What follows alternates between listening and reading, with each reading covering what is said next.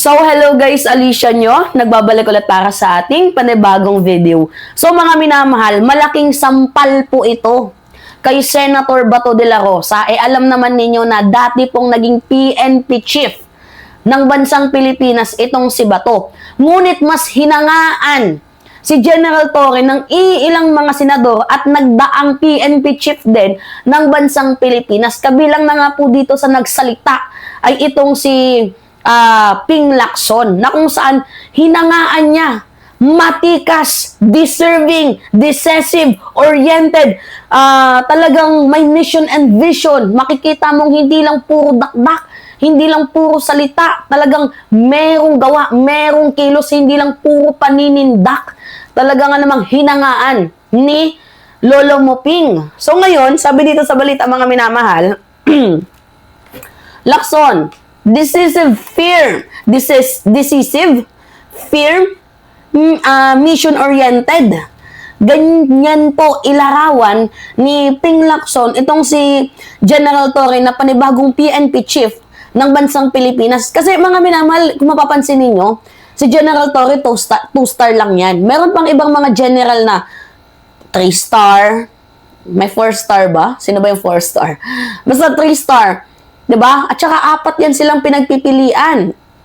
Kabilang na si Nartates lang yung kilala ko na batauy ni Amy Marcos na naghahangad din ng mataas na posisyon, 'di ba? So si Nartates, yung isa pa at itong si General Torre. Ang akala ko nga hindi siya mapipili kasi 2-star general lang siya.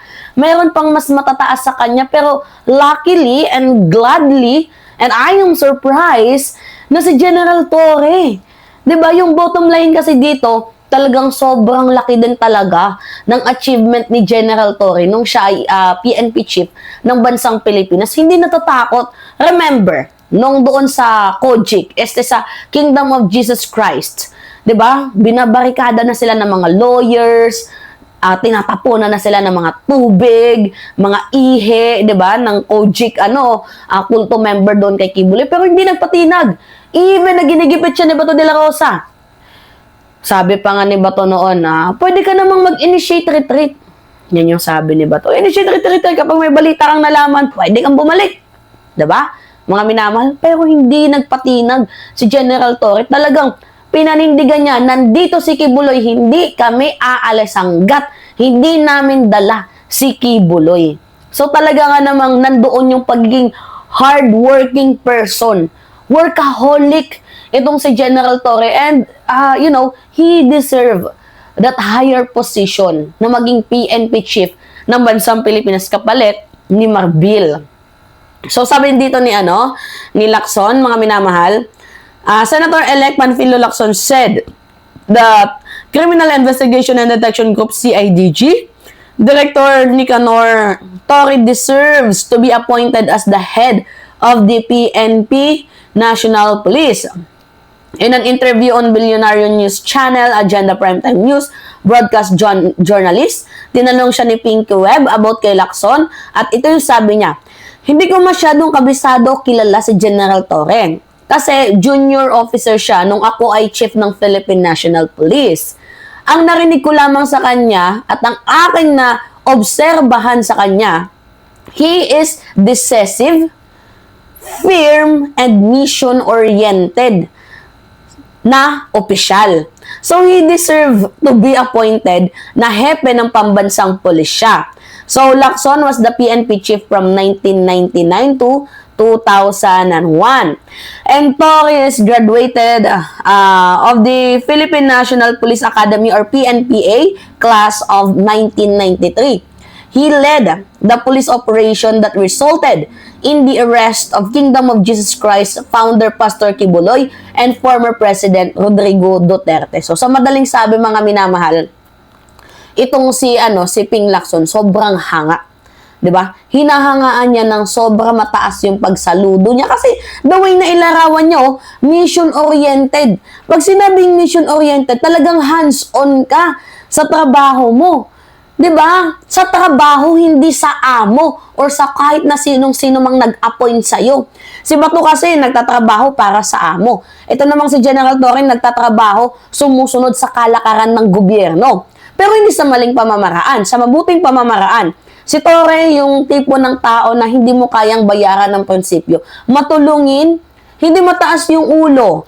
'Di ba? Si Bato de la Rosa, naging PNP chief, dikit kasi kay Digong. Ito namang si General Torre, hindi siya dikit kay PBBM, 'di ba?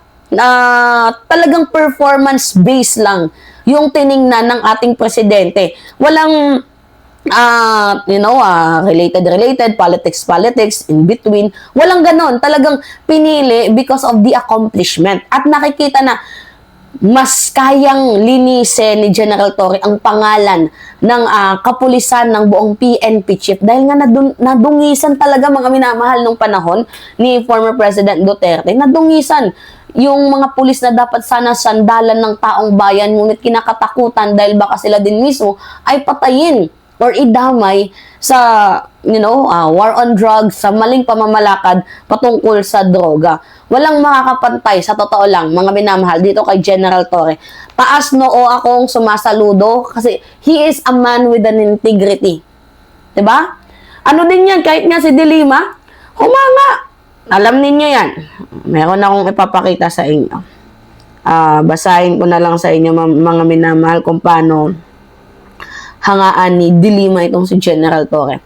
Sabi ni De Lima, General Torre has shown courage and fidelity to his oath in moments that have tested the principles of law enforcement. So, madaming panahon na tinesting itong si General Torre. Sa paghuli pa lang kay Kibuloy, pero hindi siya sumuko, di ba?